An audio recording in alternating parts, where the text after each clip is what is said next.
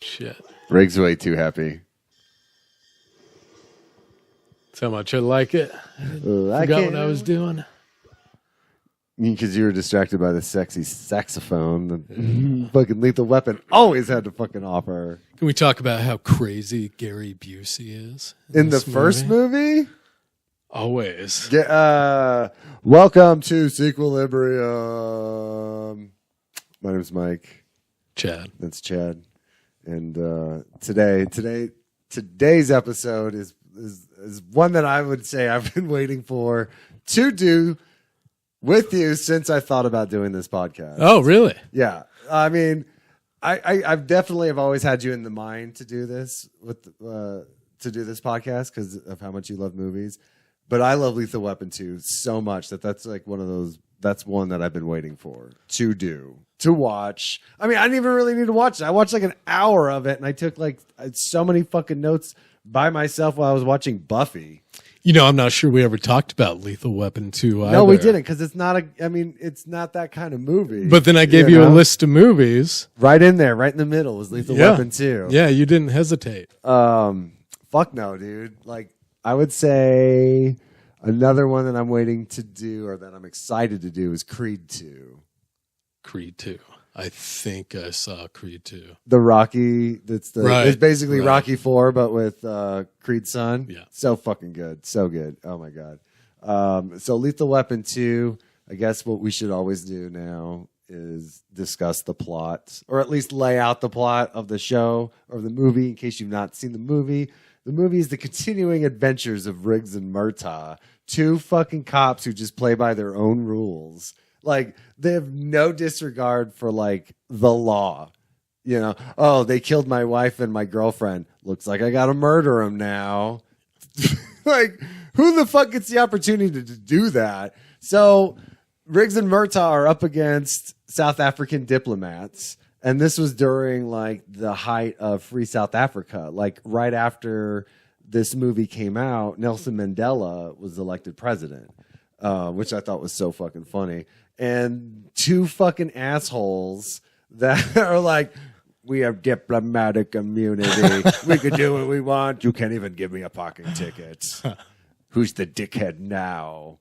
Who is that guy? I've seen him in so many. Oh, he's fucking Hans from Donald Mighty Ducks. Oh, that's right. He's the first Hans from Mighty Ducks. Yeah. And here he is fucking like killing people. You know, I got to say, it's weird, but if not for Mel Gibson's acting performance in the first film, I don't think we would have seen a sequel to Lethal Weapon. No. I know I'm only going to think about his Hans from Who's the Dickhead Now, Gordon? You and your quackers. So basically they have to fight these guys, and they love cougar rants, the money cougar rants. So that's basically the gist of the second one, right? Would you say? Yeah. Like fighting South Africans, freeing South Africa.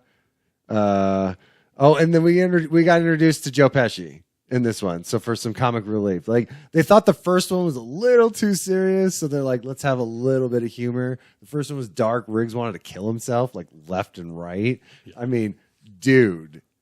It was fucking intense. Speaking of his acting, to get back to that, like the first one was just incredible. Yeah, when he sticks the gun up to his head and then sticks it in his mouth. I mean, was he really fucking crying? Because it looked like it. Like I felt his fucking pain. Yeah. This one was. I mean, in the first one, he was. I mean, super depressed because his wife Vicky just died. And in this one, you have that resolution to Vicky's death, like.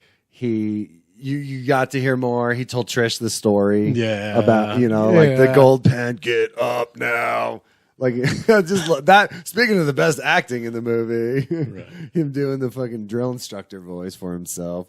And, you fucking hear about Vicky, and you find out who killed Vicky, and it's one of these fucking South African dudes, these like fucking Aryan assholes. I love that he calls him that. Aryan?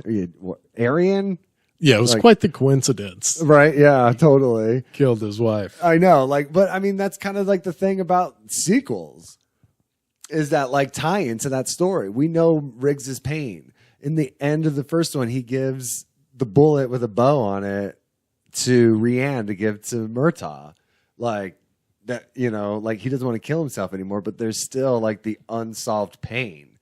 And it, you know, traveled through to all of them, you know, like in the fourth one when he was going to marry Rene Russo, you know, like he finally let go of his wife. So it like went all the way to the fourth one, which I thought was pretty neat. You know? Does he never get with a psychiatrist? Because I swore the sexual tension there. No, he ends up getting with internal affairs agent, Rene Russo. Huh. It was pretty good. It was pretty awesome. They had like it was in the third one, and they had a show off of like who's got the badass scars. And then it like eventually turned into them like getting naked. Yeah, okay. Like, I remember that. Yeah. It wasn't as hot as whatever that lady's name was in the second one. What's her name? I don't know. The Miss Secretary of Diplomats or whatever. Yeah. Yeah. So did you watch Breaking Bad? A little bit. Did you notice Hank's in this movie? No. Yeah, he's the dude in the red flannel. With the bald head. He's like, you better come to my poker game. Oh, no shit. Yeah. That's like one of the things that I love watching with these old movies is like, you know, I've seen Lethal Weapon 2 like so many fucking times. But do you think I was like watching Breaking Bad going, hey, that's that guy from Lethal Weapon 2? Yeah. So are you saying that Richard Donner, because I showed you a clip before we started the podcast. Yeah. And it was this cut they made where there were bullet wounds, and then they cut to where there weren't bullet wounds. Typical action movie sequence. Typical. Always. Like when you first said that there was like a scene that it's like, you're going to see it, and you're like, how the fuck did they let that pass? I always thought that ever since I was a kid. Every time I watch that movie, I look for that scene. Because it's like, it's so fucking funny. Riggs shoots him 5 fucking times. There's like 5 blast holes on him, and then he comes up to him for one more shot, and it's blank. Yeah. Like, it's not one of those blips that you're like, did I just see that? No, you fucking saw that. Like, right. That was there. You don't have to rewind it to make sure you saw what you saw. Yeah, even my daughter's like, what? How did nobody notice that? I hope the editor got fired or something. Or like, I mean, if they meant to do it, then that's just hilarious, and it makes me love it even more. Well, speaking of the endings, this was in the IMDb trivia, is that like Shane Black, which the guy who wrote The Lethal Weapon, like the first one, and he wrote the story for this one, he originally wrote it for Riggs to die, for it to be over with. And I don't know what that has to do with anything with the fuck up, but it's just like, I thought that was like, that would have been a bummer. Yeah. Like, to be perfectly honest, like Lethal Weapon, I felt like it should not have stopped at 4. I mean, in between 3 and 4, there should have been fucking 4, 5, and 6. Like, there's so many things. The original storyline for 4 was supposed to be them fighting neo-Nazis, hiding out in the woods, planning to do a terrorist attack on L.A. And as soon as I read that, I thought it'd be badass for some fucking like cracker calling Murtaugh the N-word, and then Murtaugh's like, what the fuck you say to me? You know, and like get all fucking badass. Like watching Riggs and Murtaugh killing Nazis, that'd be so fucking cool. It'd be like the best fucking video game. You know, if not for Mel Gibson's issues, I think we would have seen a Lethal Weapon 5. Like calling a female officer sugar tits. One of many things. Yeah. And then blaming the Jews and all this crazy shit. Yeah. I'm pretty sure we do. Because they were talking about it this last year. Lethal Weapon 5. That was a rumor that's been spreading around. Yeah. Richard Donner just died, which means chances are slim at this point. Maybe. Does he have a son that's into directing or a daughter? Let's hope so. I know. Like, you pick up the mantle. I mean, we have Tony Scott and Ridley Scott. Like, aren't they brothers or something? Yeah, so it's like runs in the family. That'd be cool. It'd be cool. Cool as Rian's fucking condom commercial. That was like one of my favorite parts too. It's making me want to go out and buy rubbers right now. Fucking McGee, the guy who's fucking working on the garage, yeah. And then the fucking comes back with Leo. Oh wait! I love this commercial. Makes me want to buy rubbers right now. Yeah.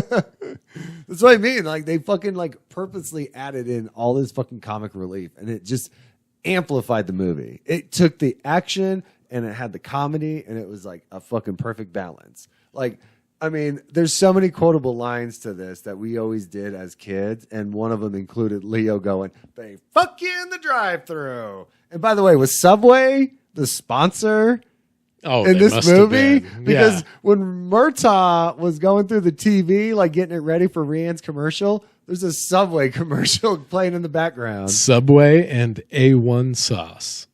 A1 sauce was like big in it? Yeah, no, well, it was sitting on his desk. Oh, okay. He loves his steak sauce. Yeah, he likes his steak sauce. I bet he likes his steak well done. Are we talking about Murtaugh? No, we're talking about the diplomat. Wait, shut up. The diplomat had A1 sauce? Yeah. Makes sense. Yeah. Don't sully that steak with sauce. Yeah. What the fuck are you? Give me that Heinz 57. Yeah, the condom commercial. I didn't get it as a kid. I didn't understand why Murtaugh was like, "Take the kids upstairs, Trish." Like, why was he so upset? I don't get it. Daddy, we learn about this in human development. Human development? What? Human what? Human what? I fucking love. I love everything that Danny Glover has ever done, which I called him Donald Glover like a few times today. I'm pretty sure. No relation. But yeah, he's just so fucking like. In the third one, when it was the fourth one when Trish was writing the trash novels and he couldn't talk about it, and it made him so anxious. Like Murtaugh's like always on fucking edge, always on edge, which is why he's always like, "I'm too old for this shit." It would have been really funny. So you know how like in Star Wars, everyone gets the opportunity to say, "I have a bad feeling about this." Why didn't they change Riggs to be saying, "I'm too old for this shit"? I wonder if he did, because you remember how many times I said, "Why don't they do this?" in Back to the Future Part 2, but it turns out they did.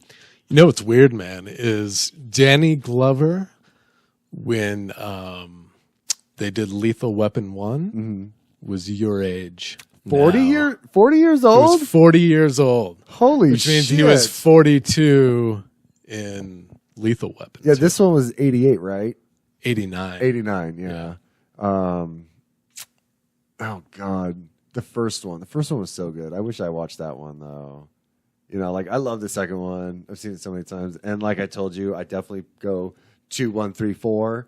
But I haven't seen the first one in like so fucking long. It's so good, man. It's so good. The fucking fight scene in the front lawn, and Murtaugh's like, "No, don't help him. He's got this. You got it, Riggs. You got it, Riggs." Yeah. It's like, how many laws are you breaking right now, Mr. Officer?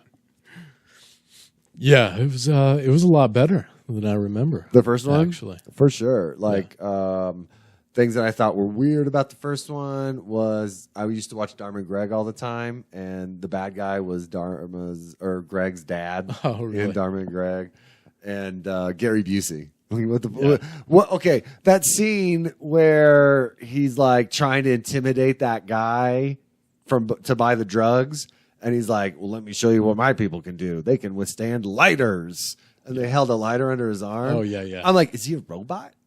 Like, why isn't he feeling pain? Yeah. And it only took, being an adult watching it again and realizing, because he's a fucking Vietnam vet and he's all fucked up in the head from the government, which is another thing. Riggs and Murtaugh were both Vietnam vets, right? So they come back from Vietnam with all that fucking PTSD and then become cops. Makes sense why they're just fucking killing people left and right. Yeah. So what for you makes Lethal Weapon 2 better than the first? The comedy.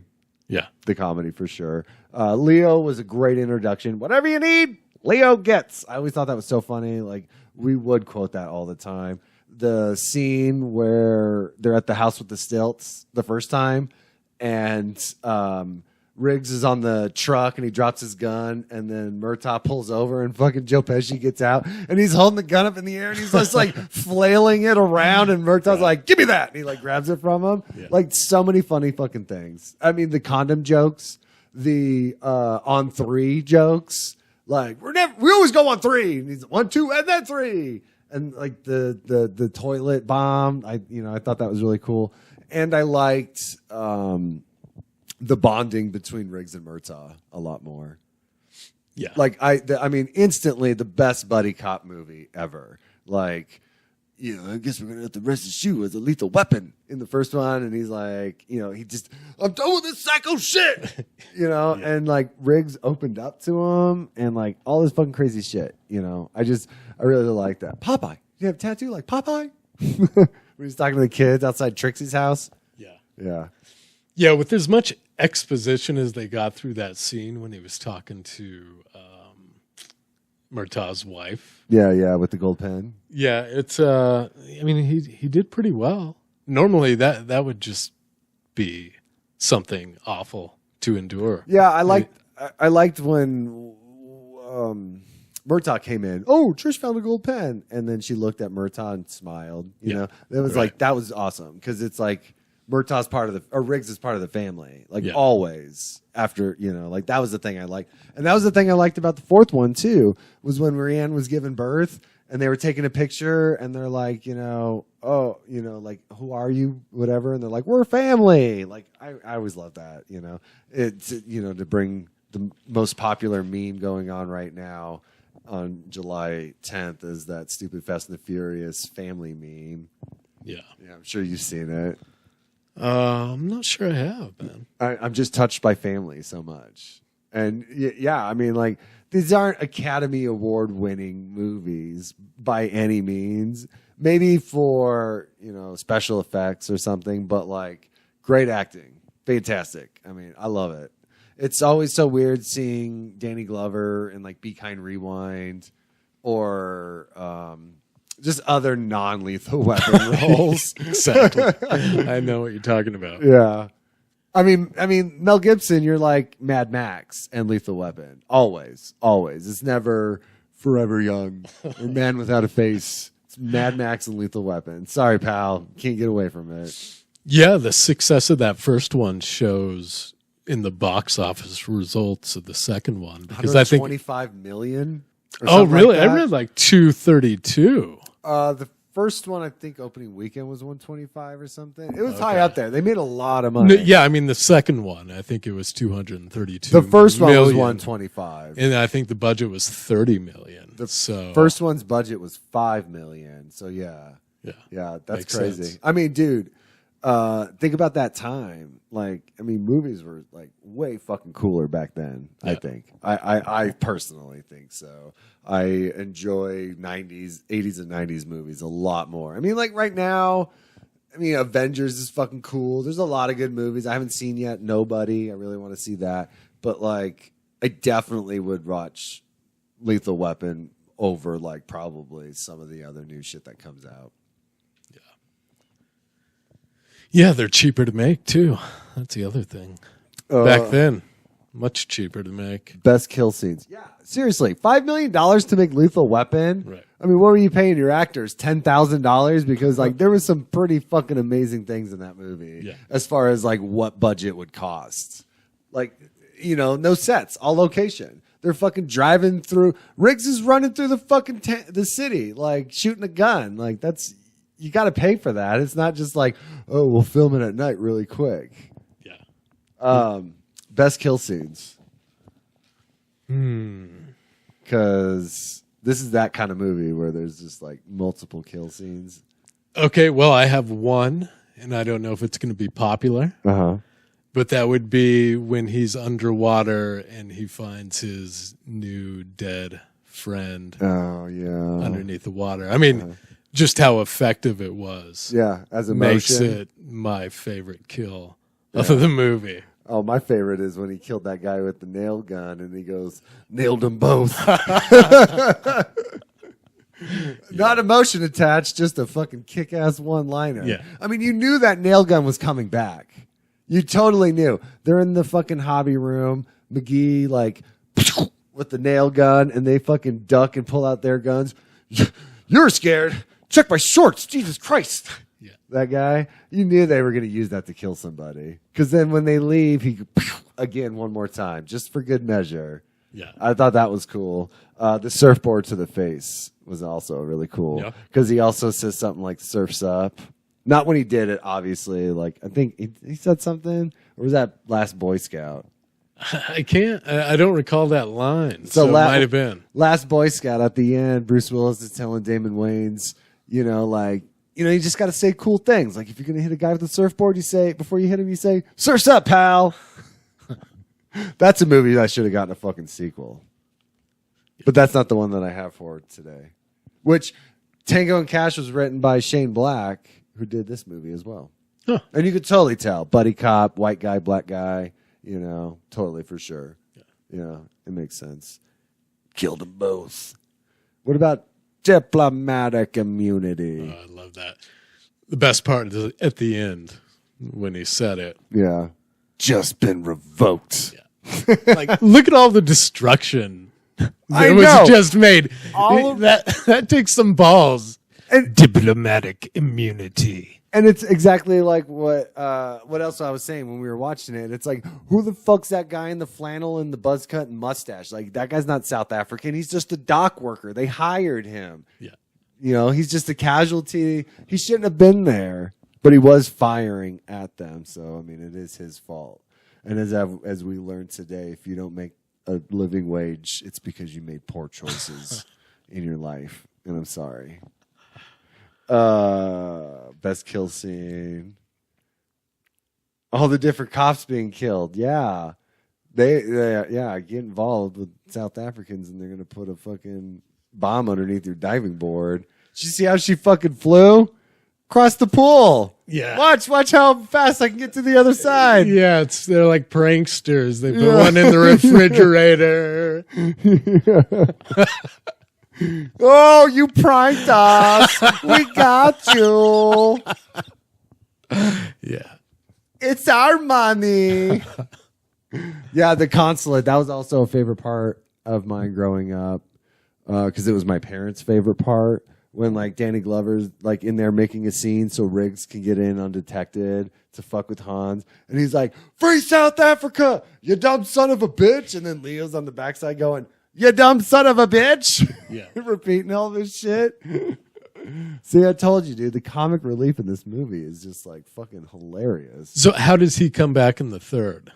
Because they pretty much wrapped him up. Oh, Leo's a real estate agent, and he's selling the Murtaugh house because he's going to finally retire. Okay. Yeah. Right. Yeah. And so, like, while he's showing the house, he's like, "Oh, and here's where the car drove through, and here's where there was a bomb. Totally remodeled bathroom." That's right. I remember that. Leo, you're not supposed to tell people that. And he's like, "I have to." Fucking Joe Pesci. What a great, like, addition to that cast. Like, seriously. And I remember the poster is like Riggs, Murtaugh on each side, shoulder to shoulder, and then like here's Joe Pesci peeking up out over him, like he's just part of the crew, and it's awesome. It's so funny.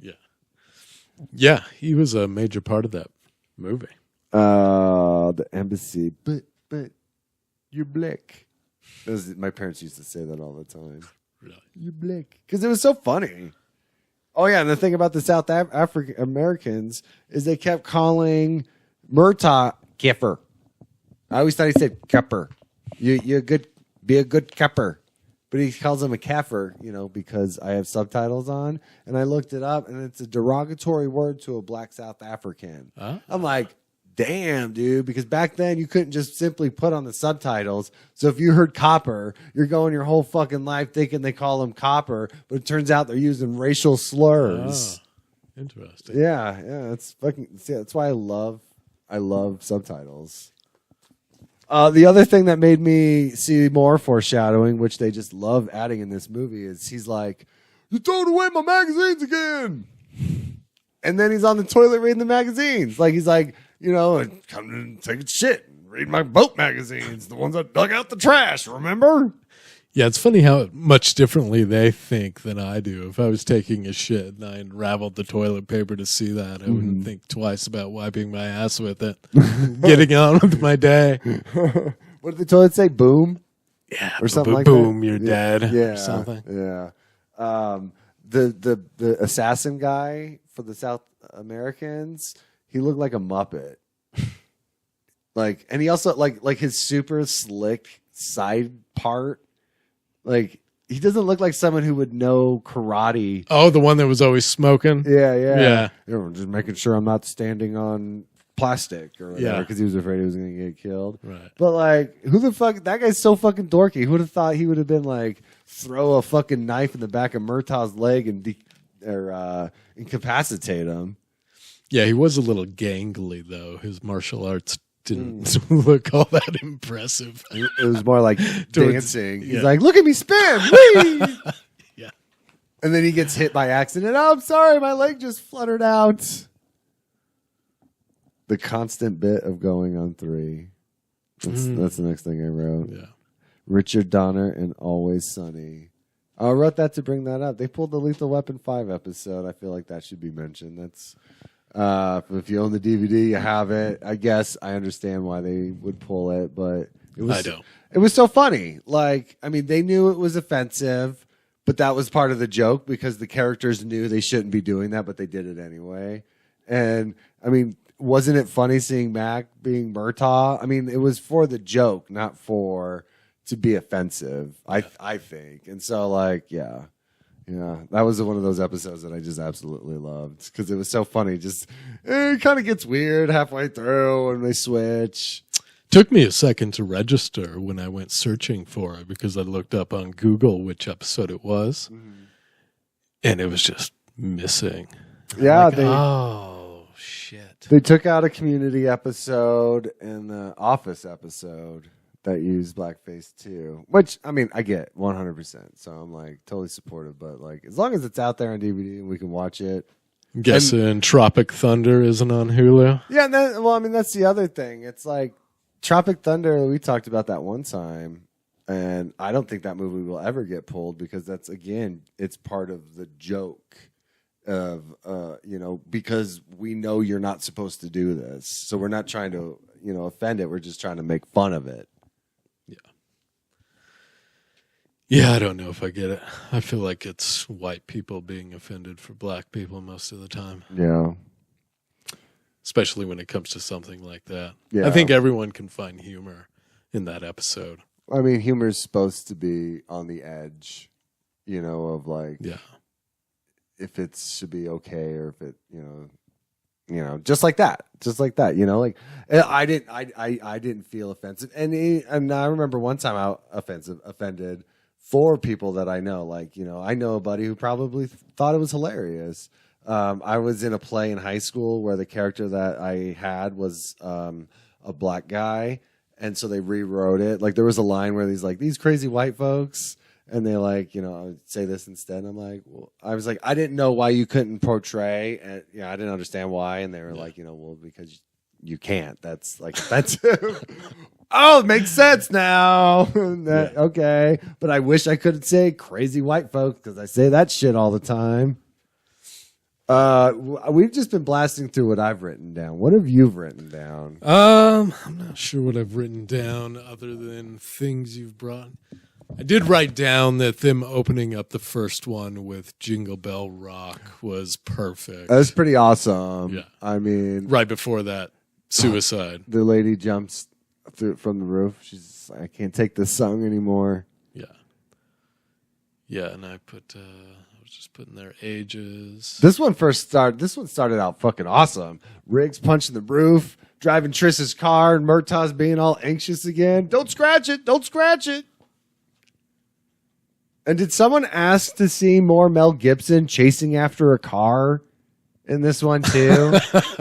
On was foot, funny, though. On foot. I like that. Yeah, like I love the part when he's just like, "All right, I'll get in, but I get to drive." Yeah, it looks like Mel Gibson is 9 years younger than Danny Glover, which means he would have been 31. He looked it. He definitely looked it. Yeah, but Danny Glover looked like 60 years old. Oh, he looked old, yeah. Which is why he was playing a character that was turning, 50 in the first one? Yep. And he was too old for this shit. Right. Gray beard. Yeah. Yeah.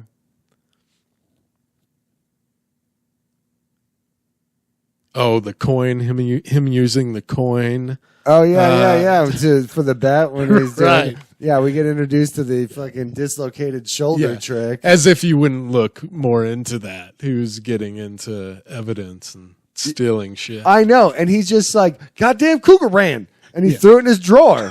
Like, put it in an evidence bag, call Eternal Affairs, and whoever fucking threw that on the table, get them investigated. Of course, that line I told you earlier from the first one, that's a real badge. I'm a real cop, and this is a real fucking gun. That's pretty cool. I mean, that right there steals the show. We're back. I'm mad. You're bad. Or you're black. Or, you know, thinking of lines when he's like trying to get Roger to go after the stilt house. I don't think this one was quite as intense, but it was just as equally as violent as the first one. Only about 5 people in the world can make that shot, and I'm one of them. Riggs was so badass. Yeah. Like, I thought he was like the coolest fucking guy, you know, action guy when I was a kid. Mel Gibson, Mad Max. I mean, what did Danny Glover do before this that I just really can't even think of? Silverado. That was a great movie too. Yeah. When he put that smiley in the target, was that the first or the second one? That was the third one. No. Yeah. Because they had the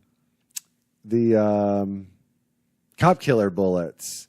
No, it was the first one when he was all dun, dun, dun, dun, dun, dun, dun, Yeah. They pull the bang, bang, bang, bang, Yep. bang. Yeah. Yeah. Okay. Yeah. Okay. Ooh, what do you got there? 6-shooter? But the kid's got an automatic. Ooh, yeah, Beretta. Yeah, you had me confused. I did look up some scenes from part 3. Yeah. Knowing we were going to do this, but I mean, this movie definitely called for a third one, and that's what's so good about these ones too. Is like all you need is the characters. You don't need the fucking, you know, a continuous storyline. It was so cool. Like the third one was they were fighting an ex-cop, and that was awesome. And it involved like the 90s tension between gangs and cops in LA.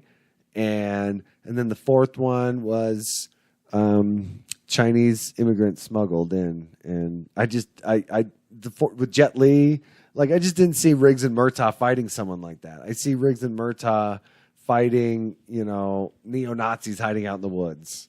You know, Lethal Weapon 3 was one of my earliest memories of seeing like a movie poster, a coming soon movie poster at the movie theater. I distinctly remember that. Wasn't it like headshots of him and like Riggs is holding up a gun and like Murtaugh's behind him? See, and he was in like the blue plaid or something. Yeah. It's definitely a distinctive VHS box that I can close my eyes and see. Oh, for sure. And the silver Lethal Weapon VHS case. Yeah.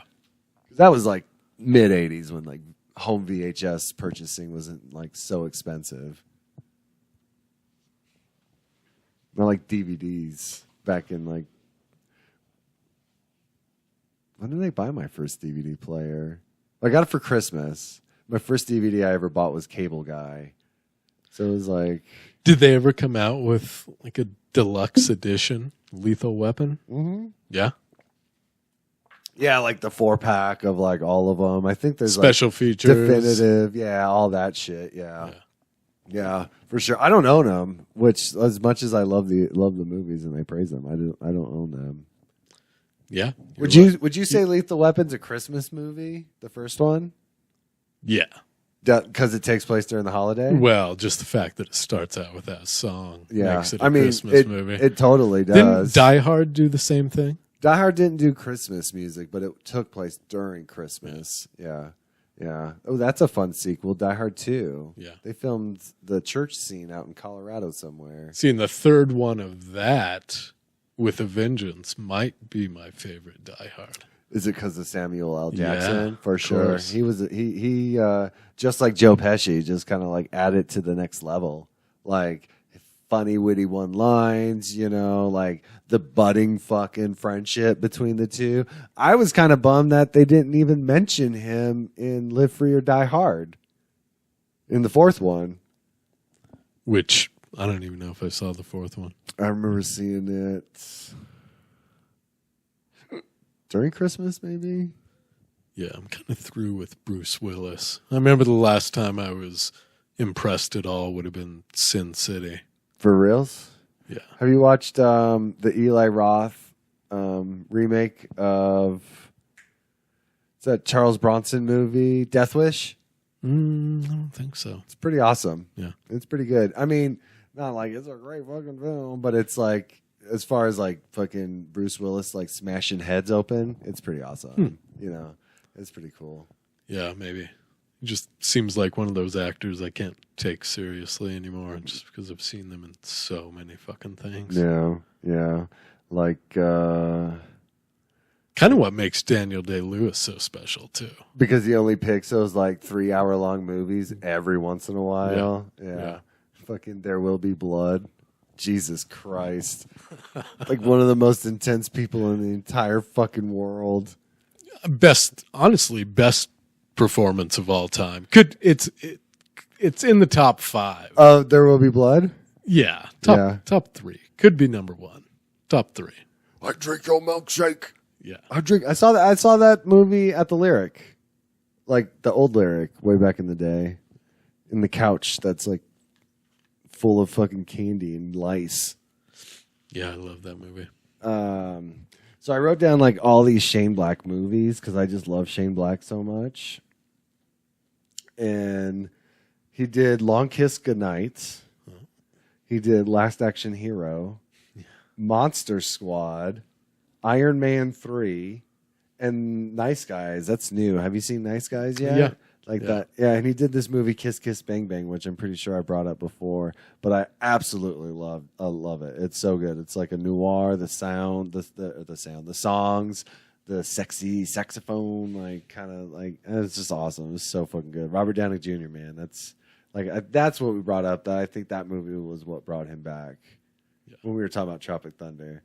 But Shane Black, if you don't know who Shane Black is, watch Predator because he's the nerdy guy who says offensive jokes to the Native American guy, Billy.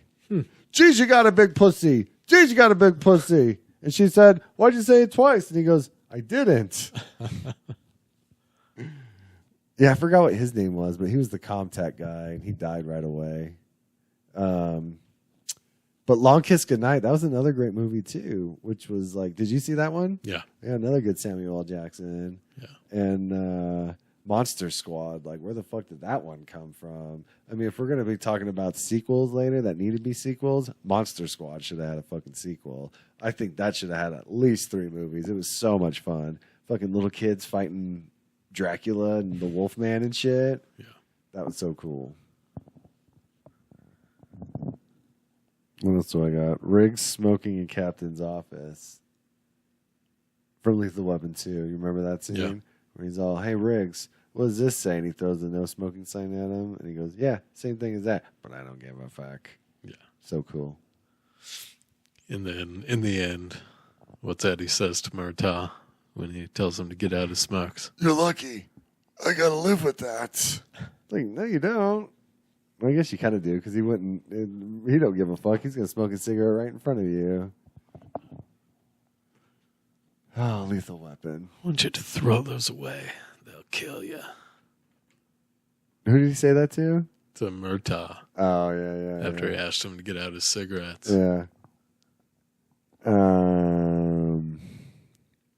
What about more about Lethal Weapon 2?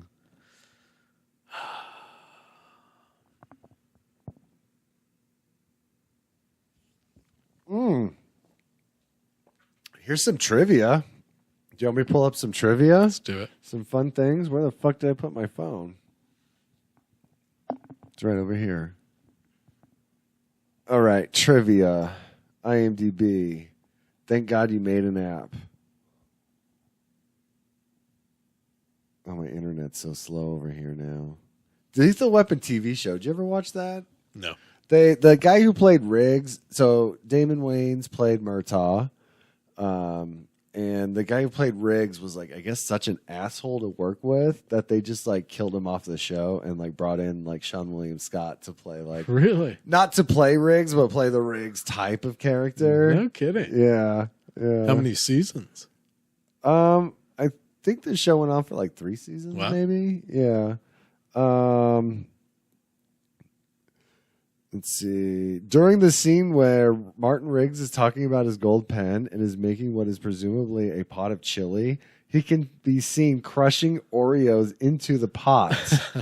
Later in the movie, Riggs asks Rika, that was her name, Rika, if she likes her chili with or without crushed Oreos. Like, I remember, I read that the other day, and when I was watching that scene, and he, like, you could see him picking up Oreos and, like, crushing them in his hand and putting them into the pot. Yeah. Like, I never saw that at all.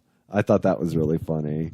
Jack McGee ad-libbed his line about the condom commercial during rehearsal, and the cast and crew liked it so much it was kept in the movie. Which such a great fucking line. I can't imagine the movie without it. That's the one line. That was the first line that made me laugh out loud. Oh, totally. Yeah. There was so many fucking funny things, but that like was the first one. Yeah. It makes me want to go out and buy rubbers right now. Let's see. I took a screenshot of shit so I wouldn't forget those either. Oh, come on, Raj. I think the commercial is great. Oh, so here's she's beautiful. And the fucking George like he's like you don't have to go. Oh, he's got a gun. He's like, it's an old gun. He's a bad shot. I just love how like Riggs like integrated into their life and like he basically lives there. It's just I love that. This is a really long one, but this is about the fourth film, I believe. Jeffrey Boehm, who took over writing of the script for the film after Shane Black and Warren Murphy's script was rejected for being too dark and bloody. What do you think Lethal Weapon 2 would have been like if it was more dark and bloody? That would be fucking awesome. And because Riggs died at the end, also wrote the script for third Lethal Weapon film and an unused draft for a fourth film, which had Riggs and Murtaugh dealing with neo-Nazi survivalists who were launching a terrorist attack in Los Angeles. The script was written sometime in January of 1995, and according to Boehm, it dealt with an entire real-life neo-Nazi activity in the U.S. that was only superficially dealt with only one movie before, Dead Bang. Despite the fact that everybody liked it, for some reason, Boehm's script was rejected, and Boehm later said in an interview how it was much better from the final movie, which I would totally fucking agree. I don't know this script, but the premise sounds way fucking better than the fourth one, which suffered some problems from constant rewrites of the script that was chosen for the filming and actually didn't have a completed script during the filming. Like, that kind of makes sense why the fourth one would be so, like, shitty. Yeah. And, like, there was no script, so they were just writing it. All right, here's a page.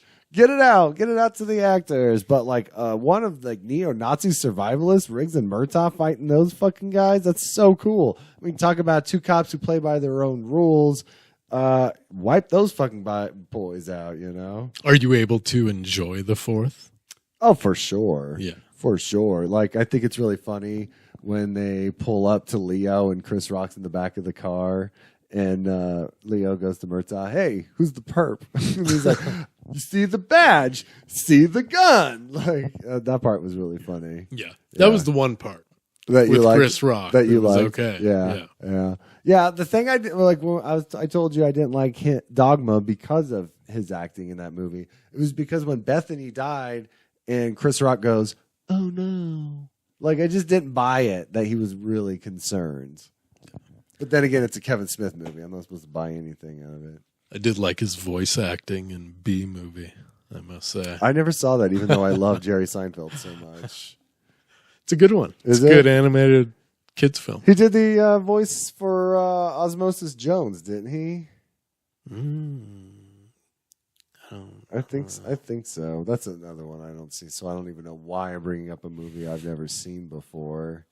Like, I know what I'm talking about. I got IMDb on my phone. I can easily find out. Let me find a quick small one. Made over $82 million, more than the first movie domestically. Very unusual for a sequel, and also the most successful in the franchise, totaling $147 domestically. So worldwide, it did like $250. Which one? Part 2. No. It was a budget of $15 million from the first one. God, there's just like so much fucking like long. Danny DeVito was considered for the role of Leo Getz. That would have been so funny. All right, listen up, you guys. I'm a money launderer, and I work for some bank. Joe Pantolino, Joey Pants is what we always used to call him. You know, the guy from Matrix who fucks them over. Mm-hmm. I know the Matrix telling my brain this tastes like steak. That guy. Fuck that guy. Joey the fucking captain from Bad Boys. We should do Bad Boys 2. We should stick to buddy cop movies now for a minute because I love them. They're my favorite. He couldn't do it because of scheduling conflicts. Yeah. Oh, I noticed this on my own. The bottle of cologne that is shot during the destruction of Riggs' trailer is Hero. The first time we see Riggs going into his trailer, there is an ad for that same cologne on television. Yeah, it's the I need a hero. Stetson. You a Stetson man? I remember my parents would buy me cologne when I was a kid. Like, I'll fucking wear it. Where the fuck am I going? I'm like, whoa, I got to put some cologne on behind my ears. So my teacher will notice me. Would Turner and Hooch be considered a buddy cop movie? Yeah. Fucking for sure. They're doing a remake of that. Really? Yeah, I believe so. I loved that movie as a kid, too. I thought it was so funny. Tom Hanks is this, like, clean freak, and then he has to live with this dog who's, like, destroying literally everything in his house. Yeah. Let's go over the rules again at the very end when he's, like, talking to all the puppies. I love that movie. It's so good. I cried. I cried when that dog died, not when Old Yeller died. For sure. Turner and Hooch. It's a TV series. Lassie? It's a TV series they're doing. Oh, I don't give a fuck about Lassie. I don't give a fuck about Lassie at all. That's like an old person's dog. Josh Peck is apparently playing Tom Hanks's character. Huh. Yeah. And you know who's back in it? Reginald Vell Johnson. He was the replacement for Tom Hanks when he left. Because he was leaving that small town. That's so fucking funny. That's so awesome. I'm going to have to watch that show because I definitely dug the movie. Yeah, for sure. I would definitely call it a buddy cop movie. I might have to buy some new streaming service now so I can get this movie, the show. So my sequel, my movie that I wish that got a sequel, and it's only because of this movie that this movie was made, Tango and Cash. Did you ever see that? Yeah. No, what's funny is when I was trying to think of Turner and Hooch, Tango and Cash is the movie that popped in my mind. That's awesome. For whatever reason. That's awesome. Yeah, Tango and Cash, like Sylvester Stallone playing Murtaugh and Kurt Russell playing Mel Gibson, Riggs. That's a good one. I mean, that's basically what it was. It was a different movie house putting out the same exact fucking movie. And I mean, I'm sure it did bad, but it could have done it. It could have gotten a sequel. Like, you know, see how the second one will do. I mean, I was into it. It was a buddy cop movie. You know, the clean cut guy and the over edge guy. Yeah, it was awesome. Over the Top should have gotten a sequel. No, that movie ended exactly where it was supposed to end. It should have fucking driven that goddamn Hawks truck off the goddamn cliff. Hawks and Son. Yeah, other buddy cop movies that should have gotten a sequel. I think Cop Out should have got a sequel. Did you ever see that? I did. I don't really remember it. Bruce Willis, though. Yeah. That's probably why. That's right.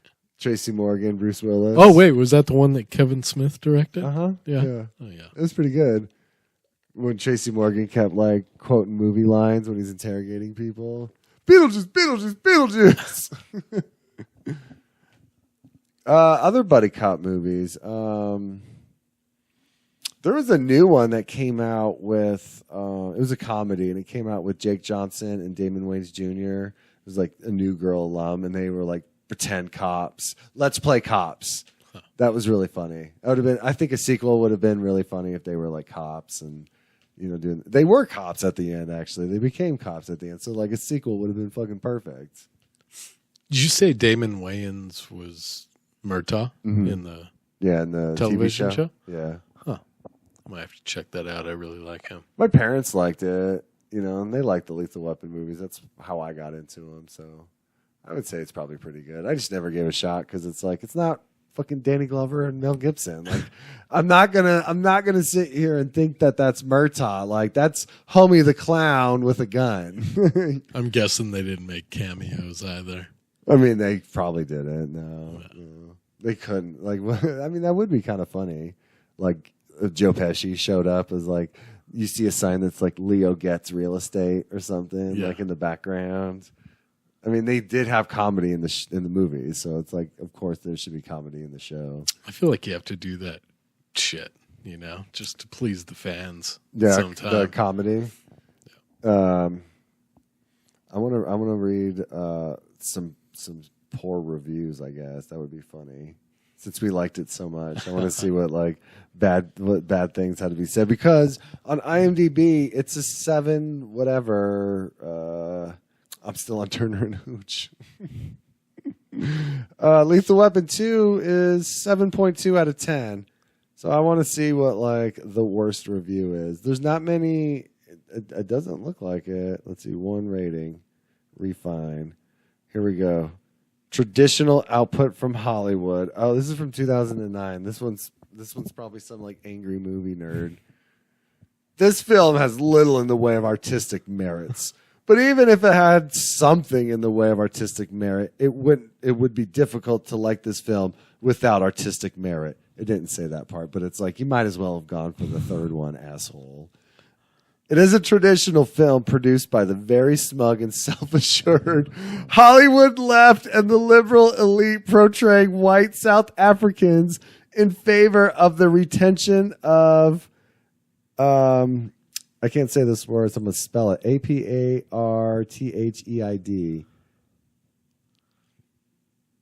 I don't know what that word is. I feel bad. Maybe I should. And I'm like, I'm an idiot. Leave me alone. I didn't have the same chances as everybody. In a one-sided negative light. One-sided negative. These guys are fucking saying racial slurs to black dudes. And they're fucking selling drugs and taking money and going back to South Africa. Oh, it's just one side of the story. You didn't know that they were really building schools with that drug money. The Cougarans. Fucking pirate treasure. Anyways, back to this asshole. This film is sadly just another testament to how Hollywood is full of itself and views itself as being ahead of the curve. When it was conceived, it was not yet known that whatever was going to fall. Although Peter Botha's government had made some extremely limited reforms. Jesus. However, given Mr. D. Clark's election in 1989, the year of the film's release, it suddenly lost its... Where is this? Raison d'etre? There's words in here I don't even know. It has some historical accuracy in that sanctions busting activity took place during the whatever regime, but drug smuggling was not among the activities widely practiced, and the portrayal of South Africa as a gangster state is inaccurate. I'm sorry, but Die Antwoord help that. It's fucking Lethal Weapon, man. I know, and I wanted this person's name is Gramer Alexander Phillips, and 19 of 36 found this review helpful. I really want to watch Lethal Weapon 2, but I've been hearing some things about it. I better take it to IMDb and check out these reviews and see what they have to say. And 19 people apparently fell for that shit. What do you think 2-star reviews are? Hopefully more fun ones. Let's see. Here we go. Deliberately provoking racial tension. Lethal Weapon 2, folks, the political stance it's taking. After the reasonable level of content in the first Lethal Weapon, reasonable level, sorry, I hope we made it enough reasonable for you. This one falls on all points. The violence ramps up to macho hero level 9. The dialogue descends to mumble bump. Oh, Jesus. Level 2. And the worst accents known to man come out to play. Hey. Diplomatic immunity. I think they did a pretty good fucking job. I think. I mean, if you've seen any of like District 9, Elysium. Who is the guy that did those movies? I forgot. Anyways, the guy who's in all of them, he's Murdoch in A-Team. He's from South Africa. I think these guys are pretty fucking spot on to his. It's adolescent, chauvinist, nasty, impossible, and the characters actually get dumber as events progress. I don't know. I think they solved the fucking crime, so I think they kind of gained some knowledge. I just remembered, how aggressive was it that Mel Gibson was pushing her out of the groceries? The way that he was doing that. He's like, you don't need any of this stuff. I'll make you fucking food. I wanted to call the police. They get dumber. Actually, get dumber as events progress. Riggs puts on a cap to show he's angry. I mean, I guess why? Yeah, I mean, he wears a hat, but maybe he doesn't want any of that fucking mullet getting in his way. To show that he's angry. Yeah, I don't think he's. I think the. I don't think he did it to show he was angry. Murtaugh leaves his badge at the office so he can get away with murder. Man, I guess that's kind of true. He does take it off and then he puts it down. He's like, I guess we got to go kill these motherfuckers. Also included is the sex scene you least ever wanted to see. I don't know about that. I don't know. I mean, I'd definitely say as a 9-year-old kid, I was into it, and I was pretty young. Thank you, Lethal Weapon, for that. I love how Mel Gibson just sends her out from under the trailer home as they're blasting from helicopters. Yeah. Oh yeah, I forgot about that. These fucking South African dudes have fucking helicopters and automatic weapons. Didn't he say something like, "Wait until they stop, and they're gonna have to reload"? Yeah, they're gonna have to reload and get out. Yeah. Yeah. Don't forget the dog, Sam. The sex scene you least ever wanted to see, but didn't know until you saw it. Oh. I mean, as soon as I saw it, I was pretty glad I saw it, I guess. Some stuff is unintentionally funny, but will later hurt your brain. Only watch if you want to complete the series. So this is written. Guess what year this was written? I'm going to say it's recent, 2012. That's good. 2019, though. October 30th. So on All Hallows Eve, they're like, what is that, October 30th? That's just the eve of Halloween. They sat down and they were like, you know what? I've been hearing all this shit about Lethal Weapon. I might as well watch them, but I might as well watch the entire series. And then they took to IMDb and they just wanted to let us know, don't do it unless you plan to watch the entire series. This was written name here, but written was only with one T. Whoever you are, that was only 2 years ago you wrote this, and I am so sorry. 4 of 11 people found that helpful. Let's do one more, and then we'll close. If I can figure out how it works. I'm not sure. I'm not sure that the sex scene was all that impressive. It was. It was really just her nipple showing. Yeah, for like the shot, second. The shot could have been, a still image moving closer with her sleeping and a nipple showing, and I feel it would have been just as steamy for me as it was with Mel Gibson involved. I think so too. One of the things I read in the trivia is that they were both nervous about doing it because they were both married and they're both Catholic. Oh, bullshit. Mel Gibson wasn't nervous. She was married to Liam Gallagher, I guess. Huh. I mean, I didn't look too deep into it because I didn't give a shit. All right, 3 stars, 4 reviews. So 4 people who didn't like it that much took the time to write these. And the first one's long, and then they only go lower than that. No, that one's pretty long too.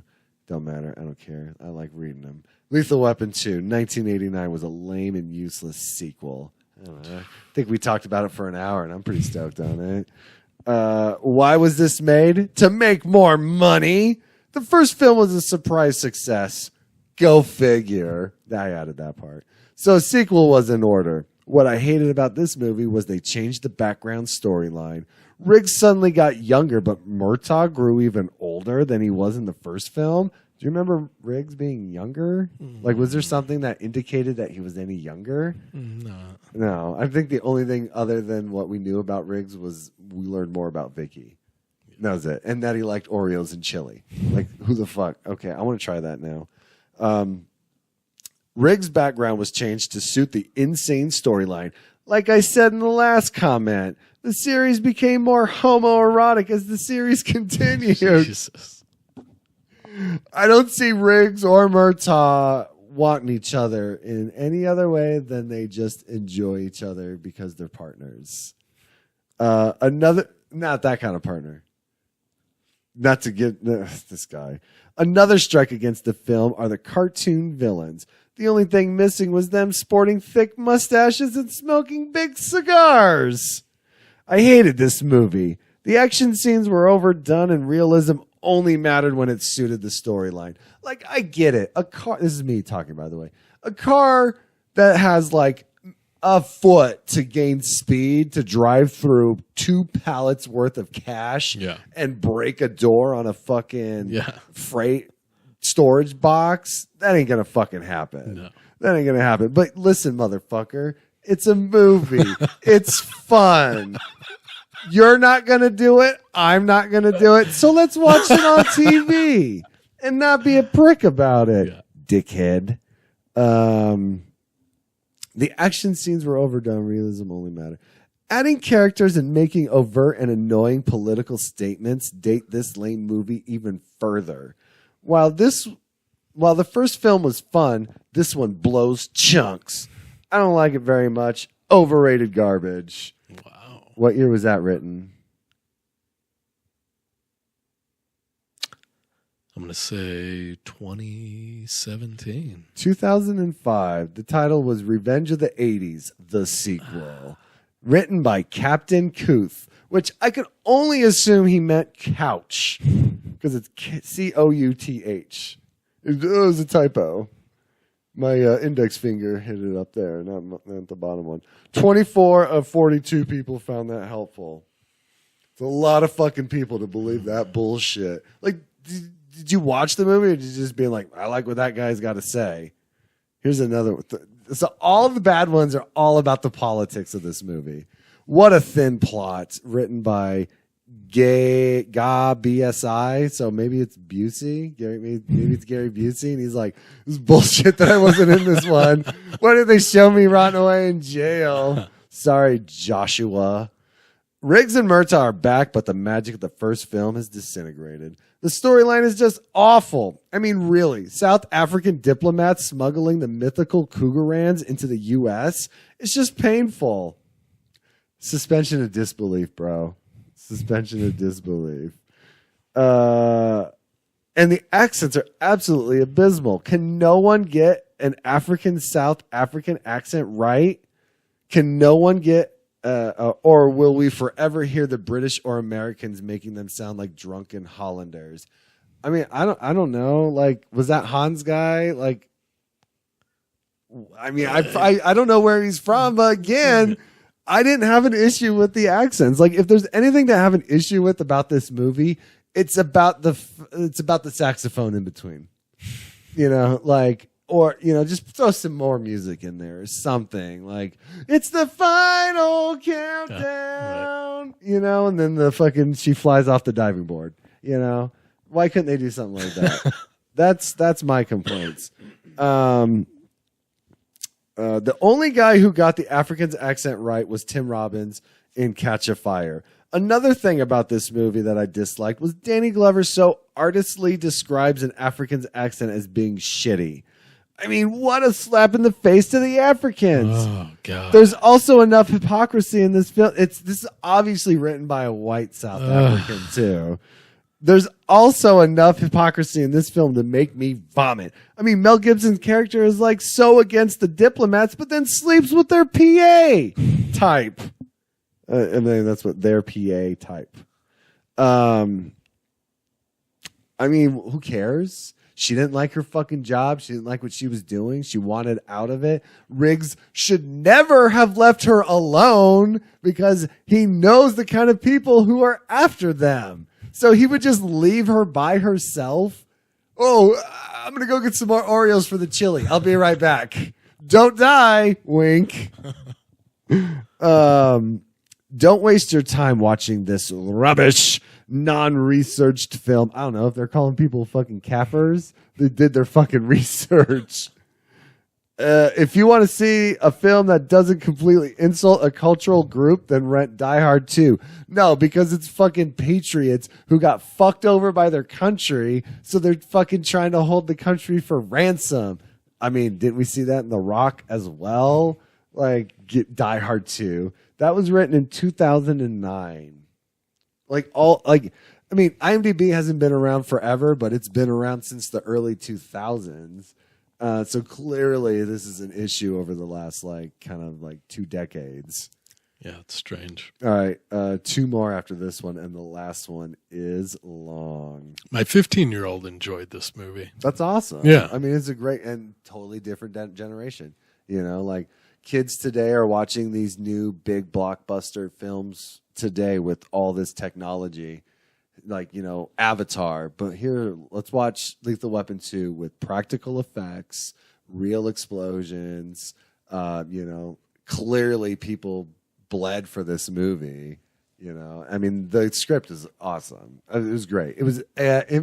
These people think you're not watching an action movie because action movies don't need to make sense. They just need to have the right story with the right action. You know? Yeah, if you don't have special effects and you're forced to make do with what you have, it's always so much better. Yeah, totally. Like, I mean, just it's like when I look toy pictures when people use black cats to make explosions behind a G.I. Joe, right. And it just comes out and looks so fucking cool. Yeah. It's so cool. It's not photoshopped. It's someone with the camera and a black cat. It's so cool. This next one is called This One's Pretty Bad. It was written by MM39. I hate this one, but it is better than the other ones after this. They just keep getting worse. I hope Gibson has the smarts to stay out of the next one. This is from 2002. Oh, I should have given you the chance to guess. A lot of the same with humor, i.e. the toilet, kids, etc. Kids? Like his kids? I don't get what kids in this movie. How much farther can we watch their relationship evolve? Oh, for the love drugs, bad guys. Why South Africa? I found that unbelievable. Many South Americans, some country in the Golden Triangle would have had made the script better. It seems the late 80s, early 90s had the blonde bad guys in Die Hard. The Mighty Ducks play Iceland, Gary Busey in The Last Weapon, etc. Well, okay. So, I mean, I'm looking at a blonde-haired, blue-eyed guy right now, and they make the best villain in the 80s. Like, come on. I mean, what, Die Hard Hans? You know, he wasn't blonde-haired, blue eyes, but he was German. I mean, come on. Don't, whatever. Hollywood repeats itself over. This one with a similar story has to go over the top. Chad's favorite movie. The attacking the police, the beach condo scene. The beach condo scene. Oh, the beach trailer scene. Yeah. And the fight at the end. And way over the top, Gibson's girlfriend killed by the copper attack were too much. She wasn't killed by the copter. I wonder if that's what they were trying to say.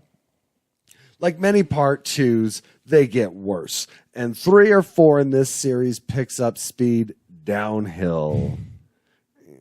4 maybe, but not 3. Like, this person just doesn't like to have fun. What a ruiner. Their name should be Toilets, i.e. kids. Okay, this one's long. This one's 3 paragraphs long. Just turn off your brain and enjoy if you can. Although the first Lethal Weapon film was a huge success, I only mildly enjoyed it. What a pretentious jerk, then. Although I liked the characters, this movie relied too much on huge explosions and stunts, to the detriment of the plot. But who am I to complain? I didn't make fucking shit, so why am I complaining? This film was enjoyable. enjoyable. He wrote enjoyable and made a ton of money. As soon as I turned on the DVD for Lethal Weapon 2, I realized that it might just be more explosion. Unrealistic and stunt-soaked, as the opening scene probably cost more to shoot than half a dozen entire movies it had. Everything exploding, BMWs, a helicopter rescue, machine guns galore, and more. Has this guy ever seen Attack of the Killer Tomatoes, where they spent their entire budget on an exploding helicopter? Like, that is where budget goes, not this fucking movie. As a result, I pretty much resigned myself to turning off my brain once again and accepting it for what it is. So he turned off his brain again at the beginning of the movie. Like, when did you turn your brain off? As soon as the Lethal Weapon 2 scrolled across the screen, and you're like, I'm done. I don't like the way they did those opening credits. Yeah, anyone that complains like this online. And accepting it for what it is. Nothing more or less. Though, in hindsight, I had a much harder time doing it with this film than the first. During the course of this huge intro scene, the baddies managed to escape, but they also did so without the $1 million in South African cougar rands they had illegally brought into the U.S. due to the boycott of the apartheid regime at the time. Another one of those clearly history buffs. The big bad boss man, Joss Ackland, is not happy, and he lets his lackey know this in no uncertain terms. As for the good guys, Riggs and Murtaugh, they now know that there is some South African connections on the case. But instead of following up on this, the pair are instead assigned to protect a star witness, the ultra-annoying Leo Getz. So how does this all tie together? See the film. One more paragraph. This must be an edit because I felt like that should have been the end of his fucking rant. Like, you want to know more? See the film. I'm fucking done. I'm going to bed. So is this any good? Well, yes and no. It all depends on you. Obviously. Yeah, you. Who the fuck are you to make me not want to watch a movie? If you want more explosions and insane stunts than you ever could imagine in a film, this one's for you. If you want a funnier film than Lethal Weapon, then this one's for you. If you want a film that makes sense, well, keep looking. Who the fuck's looking for movies that make sense on Lethal Weapon? Like, seriously. Yeah. This has to have a story that ties in together nicely at the end. Yeah. The film just isn't logical. No one's asking for logic in these fucking movies either. Nor does it ever try to be, especially with giant South African hit squads. Pretty much a mini army. It's like 5 dudes. 5 dudes and 2 dock workers. Yeah, it's a mini army. Operating in Los Angeles with complete immunity. For me, that made watching the movie a bit of a chore after a while, especially when a squadron of attack helicopters hit Riggs' trailer with about 200,000 machine gun rounds. He counted to get that number, and no one seemed to notice. I'm pretty sure plenty of people noticed. You know, like, these are the things that we bring these kinds of things up because we think it's funny. Like, you know, fucking all these bullets start raining down in a trailer. There's not a homeless guy sleeping on the beach. Like, what the fuck is going on? Just one more sentence after this and it's over with. But again, as I noted above, the first film in the franchise made a fortune, and this one managed to earn even more. Brainless or not, the filmmakers must have been laughing all the way to the bank with this one. Yeah, and they're laughing at your fucking dumbass review from a year ago that 2 of 7 people found helpful. I want to meet these people. We should write our own IMDb reviews and be like, get at us. Oh, boy. Negative reviews for good movies. Seriously, like, what is that all about? I mean, I kind of almost want to read all the way up to 4. Just to know someone be like, it wasn't that bad. It's kind of stupid, but it was pretty good. All right, let's do it. Who cares? It's entertaining. If something can keep me entertained, fuck the rest. Right? Like, I mean, I was watching it before I came here, and I wanted to stay and finish it. Even though I've seen it so many times and I know what's going to happen next, it's still so damn entertaining. Like, they did a great fucking job with it. Yeah. You know, Richard Donner, are you going to bitch about fucking Superman 2? It's a great fucking movie. And if you ask me, compared to the 4, definitely Quest for Peace sucked ass. All right, let's see. Oh, here we go. There's 4. There's 4. This one's long. Do you want me to read a long one? Let's hear it. All right. America's pot calling South Africa's kettle black. Ooh. Warning, spoilers, in case you haven't seen this movie that's 30 fucking years old. Sorry, 32 years old. Richard Donner shows off his liberal credentials with this. It's 2007, so people were bitching about liberals like that, like an insult back then. Well, I mean, this is Obama years, right?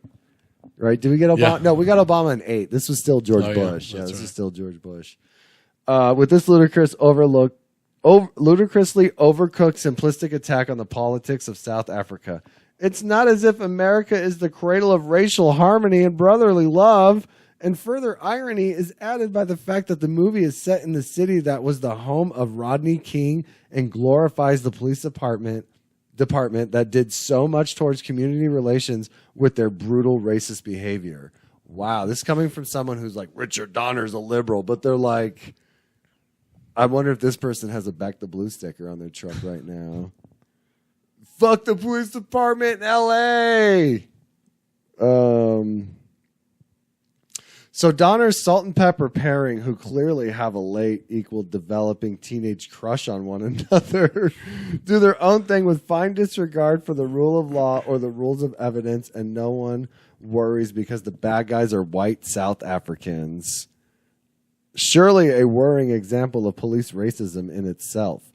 Inside Rudd's, Josh Ackland, the Hans office, the decor is designed and lit to resemble as far as possible the Fear bunker, and just in case some rather dumb moviegoers miss the point, he and his men are referred to as Nazis at regular intervals. I don't know, behind him in his office definitely looked like that eagle holding the swastika, you know. It looked like it resembled that for sure. And I mean, I'll be honest, I'll put them in that realm. They were assholes. For me, the only bright spot in the movie was when Mel Gibson turned up at an anti-apartheid demonstration carrying a banner bearing the inscription "and whatever." Now, the intensely irritating Joe Pesci is introduced into the franchise to take some of the weight off the boys' shoulders by following them around, yapping incessantly like a badly trained puppy. This would be bearable if there was the remotest possibility of him ending up in a concrete overcoat. But sadly, he survives to irritate another day. Miss Patsy Kensit seems in a world of her own, perhaps not believing her luck at being cast opposite Mel Gibson, who has little trouble sweeping her into bed in the mobile home. What does it matter if it's a mobile home? Which appears to have been washed up on a beach somewhere. Shortly after consummating their affair, they come under fire from a number. It sounds like he just was jealous that it wasn't him with her. They're fire enough rounds into Mel's cavern to keep the U.S. Army in Iraq going for 6 months. Fortunately, he has a pet dog who is not afraid to cause coitus interruptus just as they are going for seconds, and his barking warns them of the imminent attack. Yeah, it definitely sounds like he was jealous they were about to get down again. I hope he got a special bone as a reward. The film climaxes without interruption from Mel's dog on a cargo ship bound for Nazi Germany. Sorry, South Africa. When Mel and Danny murder so many members of the master race that I lost count. Is he agreeing with them now by calling them that? Like, he didn't quote it. Despite jiggling around like Bonnie and Clyde under the impact of a hail of bullets, Mel survives, curled up in his partner's arms like a small child with a wise, benevolent father. 23 of 40 people actually found all those run-on sentences helpful. Oh, boy. Oh, man, there are long ones. Okay, number 4. Badly written stunt scenes and an overrated film. Stunts are illogical. Screenplay, stunt direction during the fight scenes are baseless. The writers are lazy. Whenever the characters want something, they get it that way. The writers are cowards and cannot deal with hurting the lead characters. Dialogue's unnecessary moments, very frustrating. Though the climax signal scene was applause worthy. He just listed everything that makes this movie great. I know, like everything, like everybody likes it, so I don't. All right. This one's a small one. It'll be the last one. A wide variety of objects and materials can be put into a meat grinder, and it will still all come out as sausage. That's the title. That's the title. These are our bodies. Life is the parade of bodies before our eyes, and death is merely the place where all those bodies go. Sounds like a poem. Death is a bank. No withdrawals, deposit only. What is the value of the totality of all our struggles? What is the value of our individual struggles? The best of all the Lethal Weapon movies, but all that means is a formula worked well once and has since then been less and less effective. This movie has action sequence and comedy. This movie was made in 1980s, 89, but still it's an 80s movie. Nostalgia is poison gas that is gingerbread scented. Breathe deep. Yes, Lethal Weapon 2 has nudity. Yes, the bad guys die at the end. Wow. That's a good one to end on. Yeah. I think so. All right, Chad, thumbs up. Lethal Weapon 2. Yes. 100%. Enjoyed it very much. It was a great one. I look forward to doing part 3 in the future. Yeah. Yeah. Near future. All right. Well, we'll be coming out with something next week. We don't know when right now it's July 10th. So this might be out in like September 9th. All right, everybody. Thanks for listening. Keep it sleazy. Bye. Bye.